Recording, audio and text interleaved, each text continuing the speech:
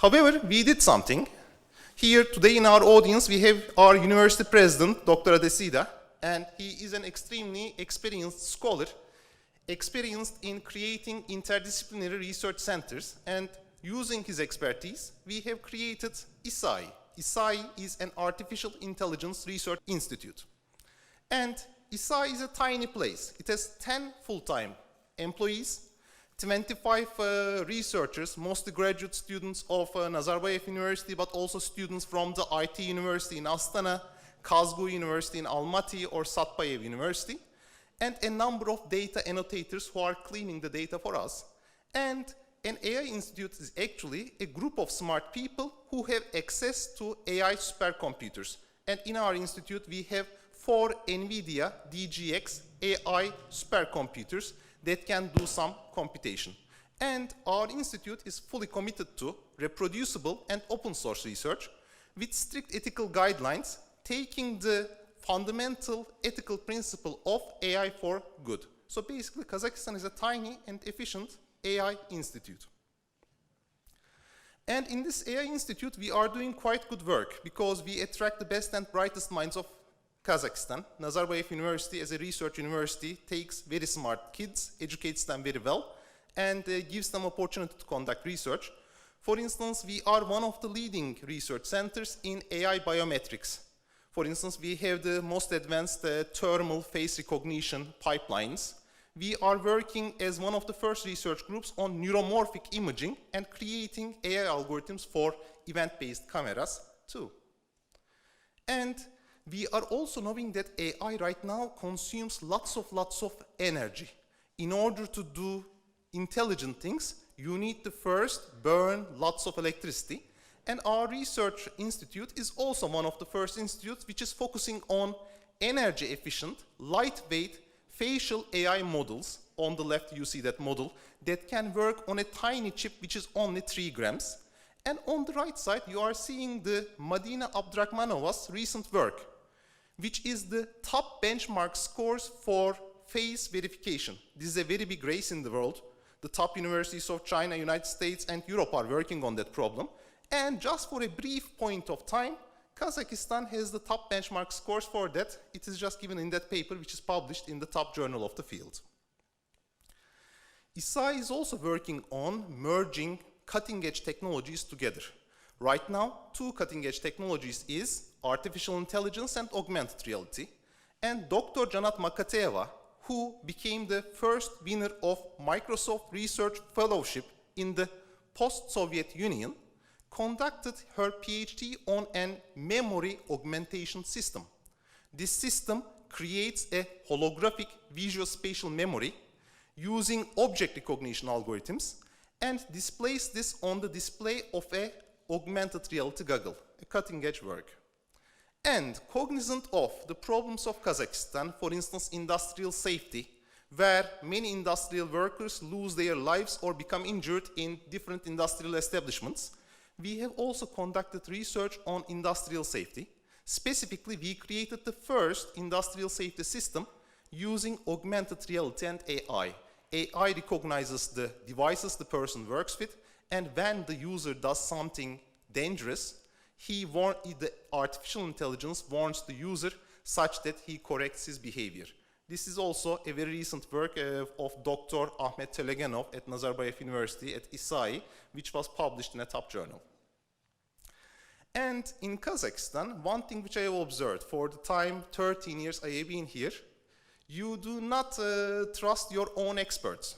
For instance, when you want to learn ChatGPT, you just go to an international expert and ask him. But actually, experts are here. On the other side of the street, you have a research university. And the gentleman, senior data scientist of ISSAI, Askat Kuzdeyev, in one of the top AI conferences in one of the most advanced countries in the world, Japan, won the Excellent Paper Award for his paper entitled ChatGPT for Visually Impaired and Blind.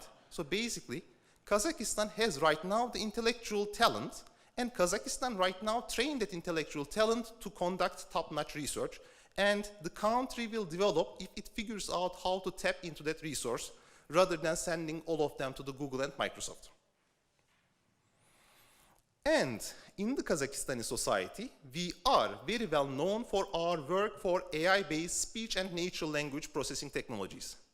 When we have created our institute, we realized that this government is doing lots of work to increase the status of the state language, Kazakh language. However, Kazakh language did not exist in the digital world. No one was conducting any work on creating the soft digital infrastructure of the Kazakhstan. Because, yes, the state should do roads. It should create an electrical grid. It should make hospitals and schools. But now, besides the physical world, a new world is emerging. That world is the digital world. A similar infrastructure must be built for that as well. And we, as the AI Institute of the country, decided to create that infrastructure ourselves. This way, we create digital public goods that will become vital components of AI-based products and services in Kazakhstan. So what did we do?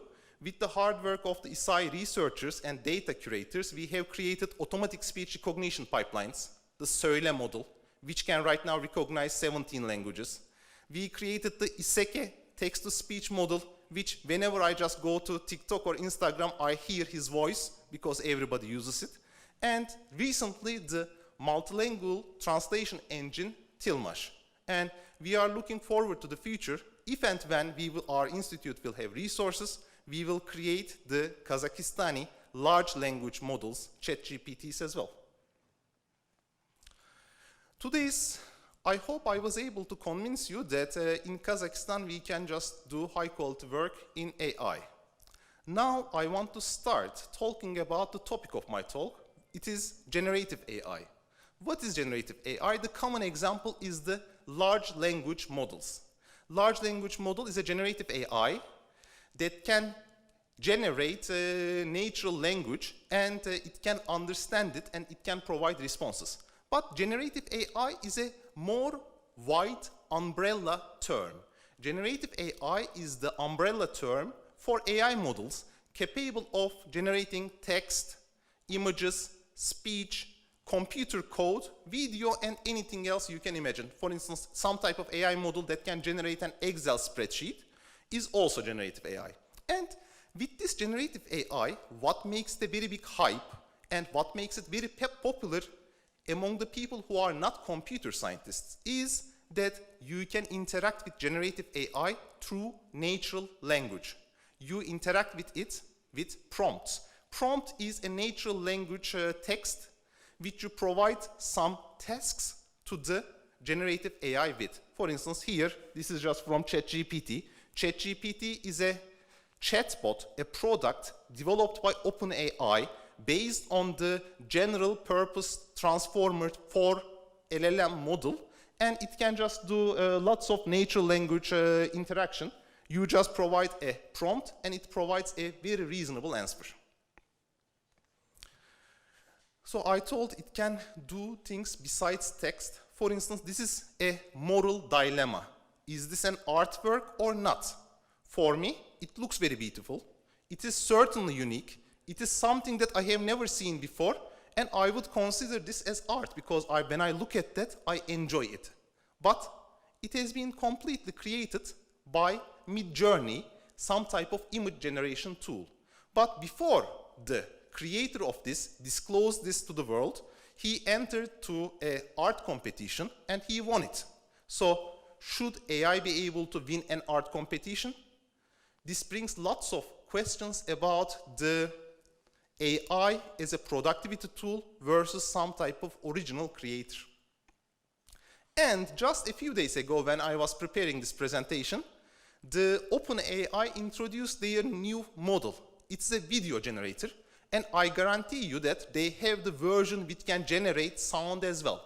You provide sentences, and it generates high-definition videos.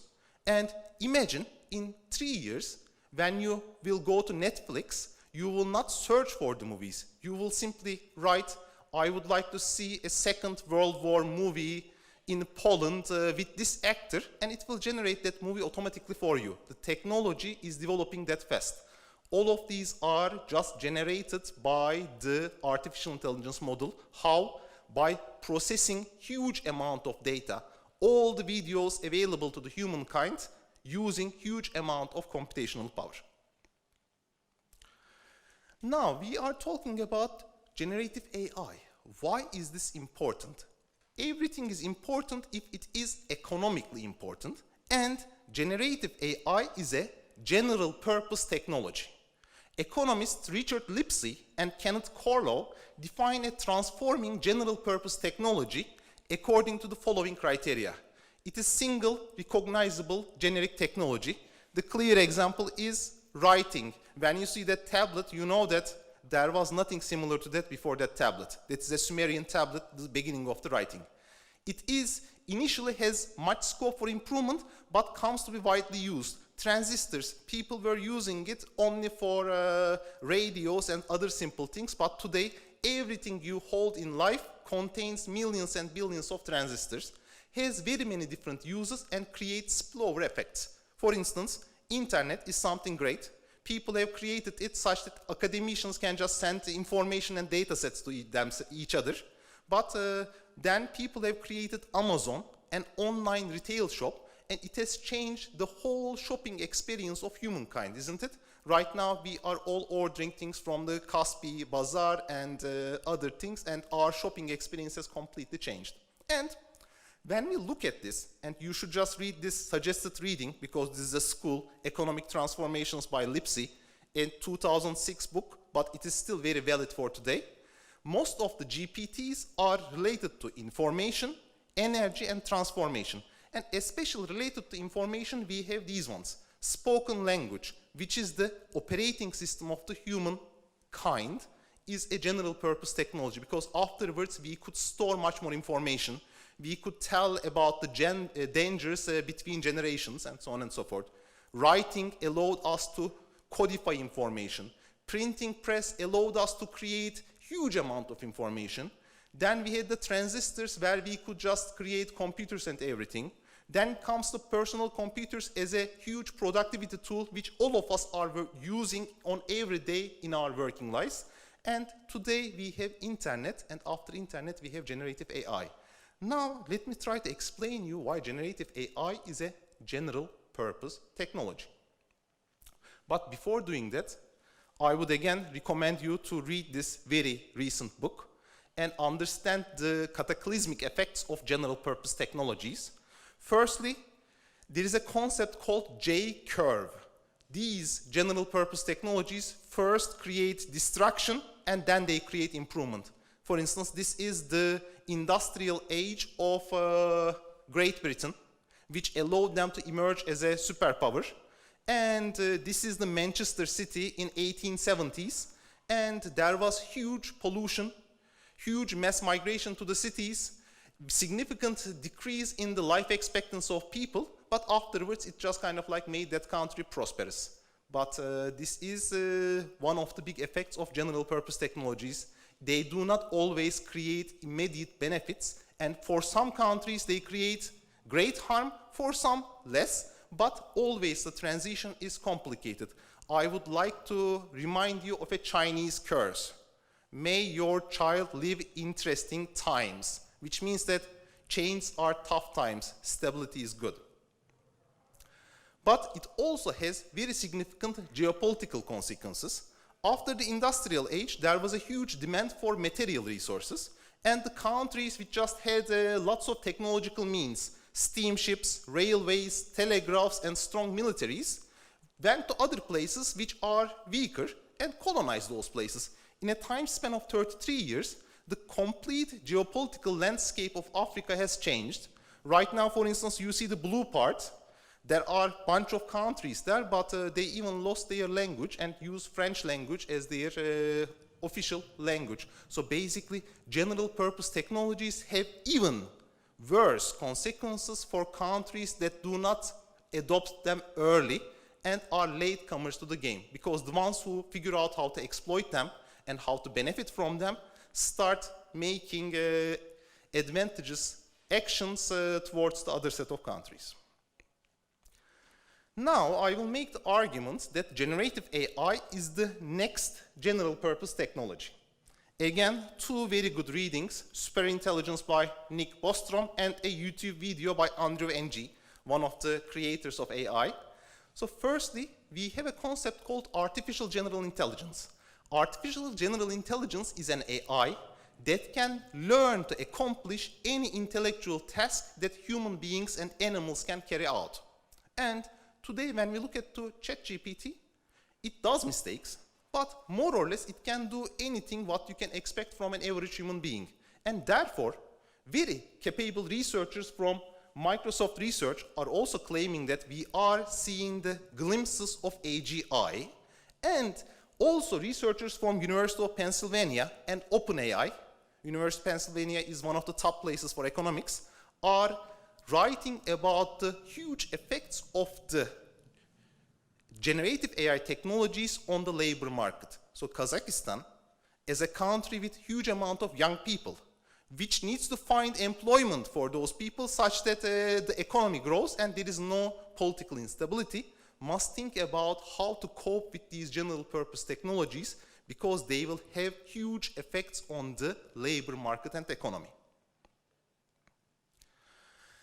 How did we come here? Because everything seems to be so fast that we cannot understand. Things are changing every day. We are reading something new. And let's just kind of, in those times, it is good to start thinking for a while and look at the events which caused all of these changes. And one can tell that the artificial intelligence has started in 1920s with the information theory of Claude Shannon, or in 1930s with Alan Turing's computational machines, or in 1940s Norbert Wiener's theory of cybernetics. But when you look at a singular event, you see the Dartmouth workshop of 1956 as the founding event of AI. Here, all of these people have done great things in AI, got Nobel Prizes and also Turing Awards, have discussed all the things which we are doing today. Natural language processing, artificial neural networks, theory of computation, abstraction, all of those were taught in this workshop, and you can see the final report. You tell that these guys have seen the future. They have not seen the future. They have created the future. After that workshop, people started studying what is going on with the human brain, and they started making experiments thanks to a general purpose technology, transistor. They were able to put electrodes to a cat's brain, show some images on the screen, and make measurements. When it sees a diagonal line, the neurons on the right side of the brain works. When it sees a horizontal line, other neurons fire. When it just sees a circle, something else happens. And this way they understood that the brain has a structure which is connected, which does different actions based on different visual stimuli.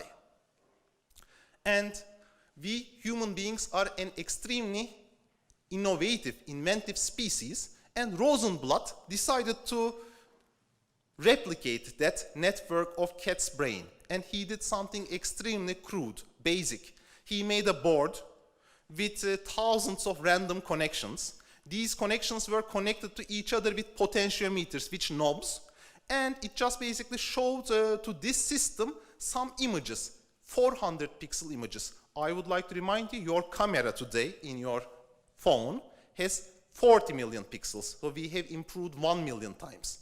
But in this experiment, it was shown that if you can figure out how to turn the knobs, you can teach to that random artificial neural network how to understand different shapes, the letter C, letter X, letter Z, and this was 1960.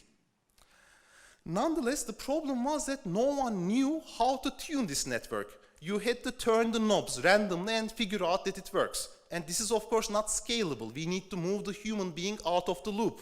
So what happened? In 1986, researchers, Rumelhart, has invented backpropagation method. In a neural network, your job is, when you are doing the learning, to figure out what the weights or parameters the neural network should be. And Rumelhart used basic vector calculus, Leibniz chain rule, and come up with some type of scalable algorithm to tune these neural networks. So now, in 1986, the humankind has learned how to make these neural networks tuned. Basically, how can artificial intelligence learn things? But there was another problem. Rumelhart did not have big computers, and this basic rule worked perfectly, but if you had computation. And at that time, children in the world in 1990s started playing computer games. And these computer games were making lots of money, and people wanted better and better graphics. But those better graphics could not run with the CPUs of these computers. So some companies, very small companies, started creating graphics processing units, some type of computational elements just suited for showing graphics on the screens. And they invented GPUs. This is the best explanation of a GPU. This is your CPU. This is an extremely complex device, like a very complex robot that can go anywhere, that can move its robot arm, but it can do only one task at a time. It just moves the palm tilt up and down, left and right, and it is just making a very beautiful picture. It is great. This is showing how a CPU, the old type of computing, does computation, one thing at a time. Now you are here seeing a GPU. A GPU is very simple. It has very stupid, tiny computers, but it has thousands of them. So in the GPU, as you can see, it does not go up and down, left and right, it does not move. It does one single task. It just shoots those bubbles with the given color. Let's see whether it will be able to draw a beautiful smiling face with this technology, because this is the exact analogy of GPUs versus CPUs. This is what makes NVIDIA a $2 trillion company. I would like to remind you the GDP of Kazakhstan is $259 billion. Let's click button and then let's see the smiling face. This is GPU. You don't see a smiling face. You see Mona Lisa. So with parallelization, you can just do much more computation. And this is basically the description of GPUs versus CPUs. So does it throw bubbles? No. It does actually something called floating point operations. Floating point operations are addition, subtraction, and multiplication, nothing else. But how many of those it does? In 1 second, one GPU server does 32,000 times 1 billion computations. In other words, when I were to give you some calculators and ask you to compute, 1 million of you will spend your whole life to do computation, and you will be able to do what this machine does in 1 second. Just the whole Astana city for their whole life are crunching numbers, and they are doing less than what this device does in 1 second. Of course, in order to do that, it consumes lots of electricity. A single server consumes 10 kilowatts, more than 5 average families. And right now, Meta, Facebook, has 500,000 of these servers. That is basically the power of big tech. And with that big tech came the deep learning. In the deep learning, we just had all the concepts which were known from very old times, but now we could execute them with GPUs. And this is the first deep learning network. It's artificial neural networks on steroids. It is called the AlexNet from the University of Toronto. This person has created a convolutional neural network which is very deep. It has very many different layers, and he just won the ImageNet large-scale visual recognition challenge. I would like to bring your attention to that 5% mark with the red. 5% means that how well humans recognize images, and just after 3 years after the invention of this, humankind was beaten in image recognition to the computers. Right now, the state-of-the-art image recognition engines have 0.1% error rate. Human error rate is 5%. And a human can recognize 1 image at a second, but these things can recognize 1 million images in 1 second if you have the AI server. And after this came the transformer architecture, because humankind has realized that, yes, these artificial neural networks are good, convolutional neural networks work well, but they are not infinitely scalable. And we just have so much data that we need to find new architectures that just can learn through backpropagation, but can do this indefinitely, given data and computational power. And this is one of the most alien things I have seen in my life. A completely abstract mathematical structure. I have no intuition on how it works, and its creators as well do not have, but it is a scalable transformer architecture. It is a mathematical marvel, and it works. You can scale it very much. And in 2019, Google researchers used the attention is all you need architecture, the transformer architecture, created the BERT model. BERT is a natural language processing model. It can just figure out what the next word will be. Or you can mask a single word in a sentence and it will predict it. And we have seen that this BERT model has emergent properties, because when you just kind of like train the BERT with very small amount of data on to translate a sentence from English to French, it was just trying to do something. You were seeing some type of French output. And this encouraged researchers to create LLMs. So transformer architectures, infinite scaling capability, and the BERT's language models powers made people to create the large language models. There are thousands of explanations of large language models, but I like the conceptual framework of Andrzej Karpati very much, in which he tells that he's, by the way, one of the creators of these GPT-2 and GPT-3, and has worked previously in OpenAI. You take the whole internet, 10 terabytes of text, which is basically millions or billions of books. You just find 6,000 GPUs, those servers. You train them for 12 days. You pay $2 million, not for the computers. This is just the cost of electricity to compute. And afterwards, you just get a small file, which is a 140 gigabyte file, which can be considered as the compression of the internet.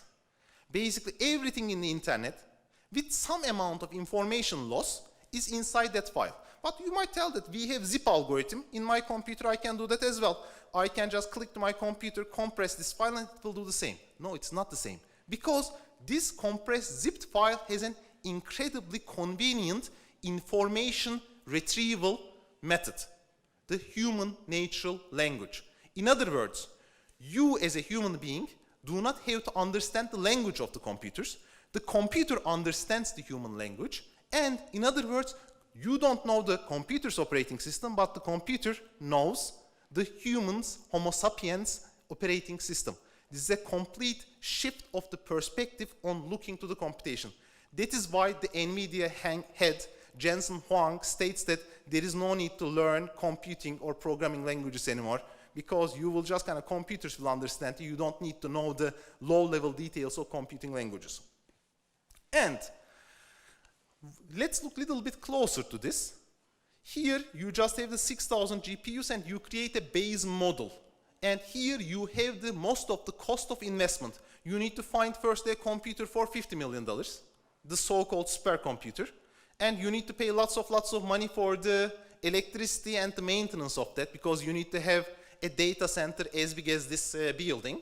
And at the end, you just have a base model. But after base model, and this is what makes ChatGPT great, for every use case, this model needs to be trained, because it can give any answer, it can make any type of crazy output.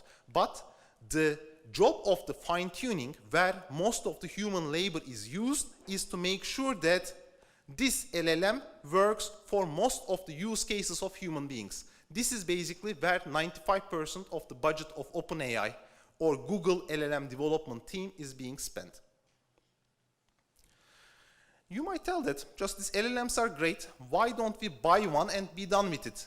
Just because this technology, then we can put to a server in Kazakhstan and it will work.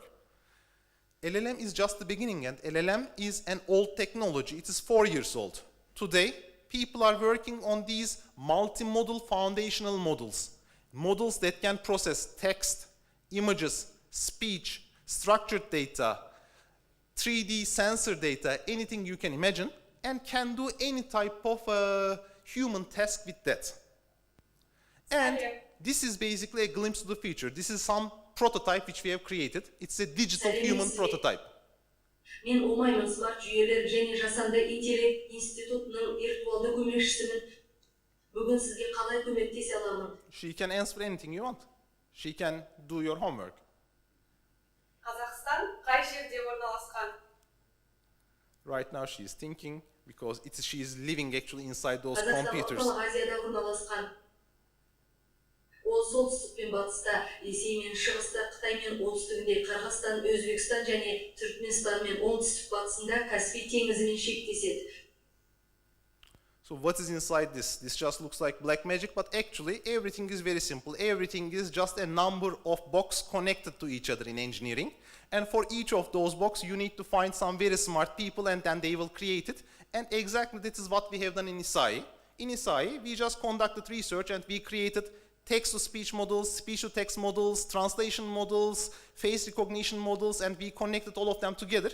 However, one thing which we couldn't do was the mind of this computer, because we just don't have the financial resources and computation to create a chat GPT. In future, Kazakh youth can do that as well, but so far we use OpenAI's chat GPT, but it was not working well in Kazakh. That is why our translation engines takes the Kazakh prompts and converts them to English, submits to ChatGPT, and translates them back.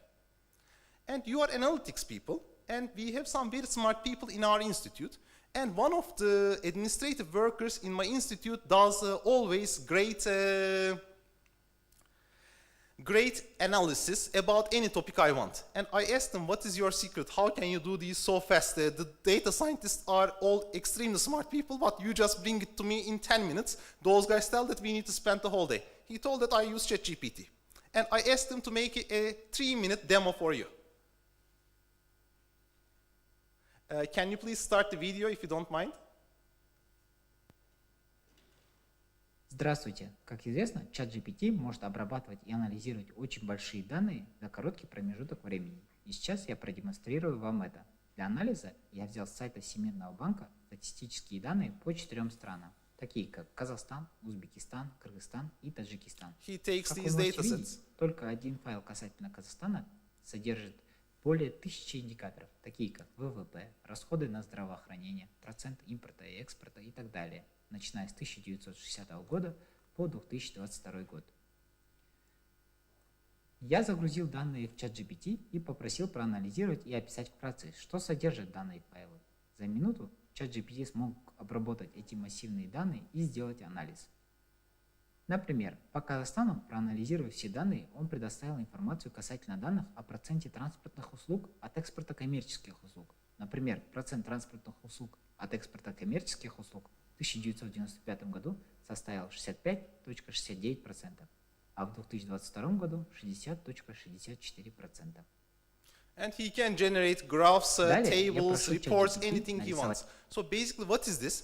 Before, this would have been done by a single department. The department head would give tasks. You create the graph, you analyze the data, you just make the reading, you write the report. A single person with this type of tool becomes so productive that he becomes the department. He can do the whole department's work. This is also similar in software engineering. In software engineering, before there was a software architect. Software architect was given tasks to different software engineers, and they were developing different parts of the code. Now, we only will have the software architect who will be given the task to the ChatGPT or other LLMs, and they will be doing the low-level tasks. The way human beings conduct work will change. Human-to-human communication will start becoming legacy, a thing of the past. All of you in your work will be communicating with artificial human beings inside computers. This is great, but does this have some limitations? Yes, it has some limitations. One of them is the context window. So basically, these large language models can only process some amount of words. The Gemini model from Google, which came out very recently, can process 128,000 words at a time, which is just basically a 600-page book. But if you need more data to be processed, then you just basically need to do some tricks. Secondly, these LLMs hallucinate. This is from the output of Llama 2, one of the best open source models. It thinks that Joe Biden won the 2024 elections, and it makes an extremely coherent and nice story, and when you read it, you believe that it has really happened, but it did not happen. It most probably, based on the available data, predicts that this is one of the possible outcomes, and expresses that as it has happened. So therefore, when working with these models, you should trust them, but always verify their output, because they might make terrible mistakes. And thirdly, these LLMs are extremely smart for English language, but they are not so smart for low resource languages. Why? Because they are as smart as the data they have been trained with, and in the public internet, 45% of the data is English. Then 6% is German, 5% is Russian, 5% is Japanese, and only 0.202% is in Kazakh. So basically, in order to create an LLM for Kazakh language, you just need to have other modules, such as translation engines, because the data amount is small. These are some of the limitations. And are there any dangers? Let me point this out. In some of the countries, this became some type of race of national pride.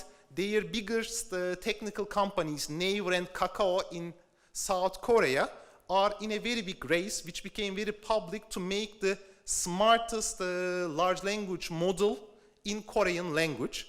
And right now, they are boasting that their model's Korean proficiency has passed Google Gemini model.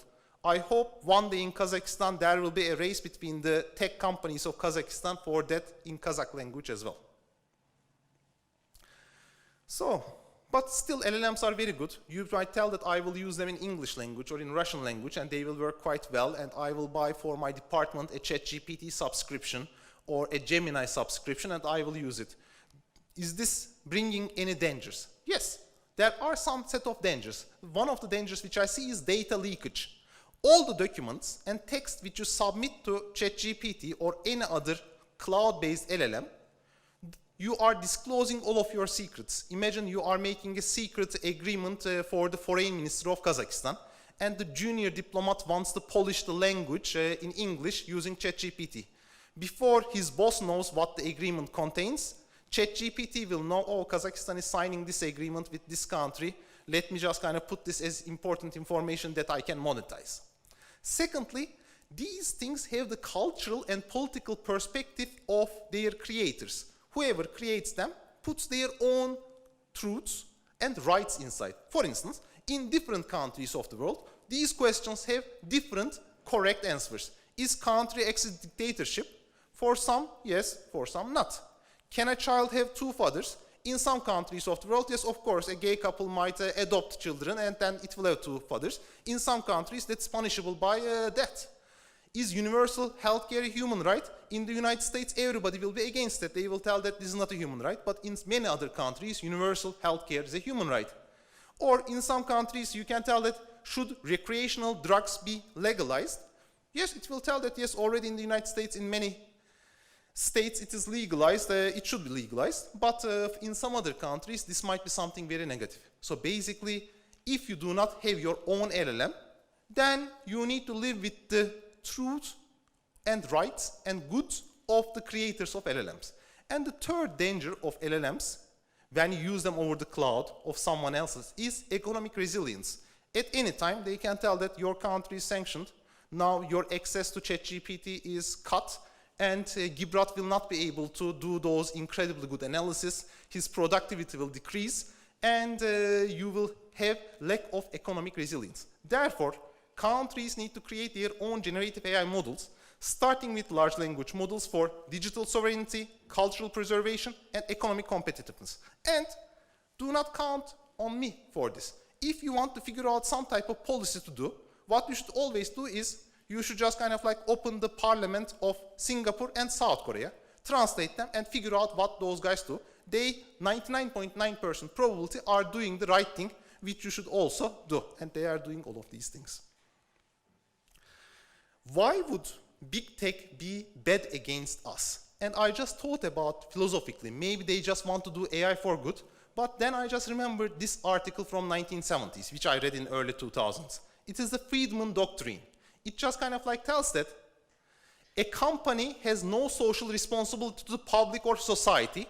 Its only responsibility is to shareholders. And you might tell that this guy is not a smart guy, this is not true, but he is a top economist with Nobel Prize in economics. And then I told that, is this true? Really? Do the top tech companies only work for their shareholders? And I just opened the market capitalization of the top tech company, of all companies in the world. the top 6 companies in the world with top market capitalization today are all tech companies: Apple, Microsoft, Alphabet, Amazon, Nvidia, and Meta. In other words, they are following the Friedman Doctrine, and they don't care about you. They care about their shareholders. Today, when I was coming, I had the message: Nvidia market capitalization exceeded $2 trillion. This was 1 month ago, it was $1.2 trillion. So it is just much larger than the gross domestic product of many countries. So what can be done in Kazakhstan? I am just scaring you about using LLMs through the cloud. I think that this is the suitable architecture for Kazakhstan. Retrieval augmented generation LLM in a local data center. You develop your own system, you put all of your sensitive data in a separate database, which is not accessible to the outside users directly. You will be able to access it only with proper authorization, and your LLM will not have the personal and sensitive data, but it will have the general world data. And this architecture is completely feasible to do. This is not rocket science. People are doing this. Many countries are implementing it.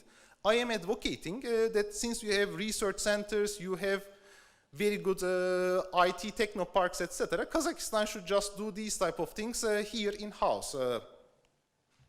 But there is no free lunch. There is the first theorem of computer science. In order to do that, you just need to have supercomputers. Right now, if we were to use the whole supercomputing power of our tiny institute, which is the lowest funded AI research institute in the world, it would take us 24.5 years to create a large model.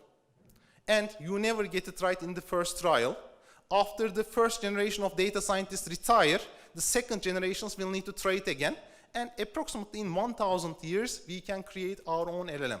This just shows that if you want to create these type of technologies, you need to first invest into the technology.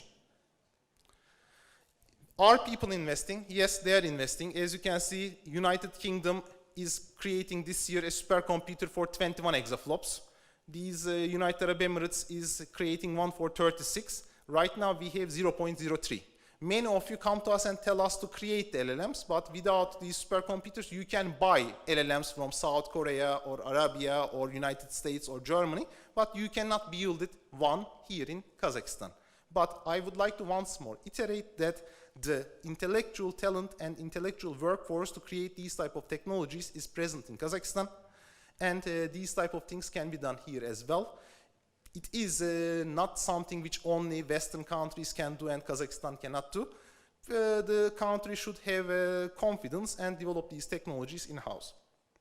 So, this QR code is a QR code which brings you to this presentation. You can download it if you want to. For any research collaboration, comments and inquiries, you can send an email to me or you can just contact ISSAI corporate email. But you will have lots of great ideas, but please only come to us if you have resources to implement those ideas, because we don't. You can just watch our research videos here. You can look at all of our code base there, and all of our ISSAI publications are in the following link. I sincerely thank you for listening to me. It was an honor and privilege to give this lecture to you.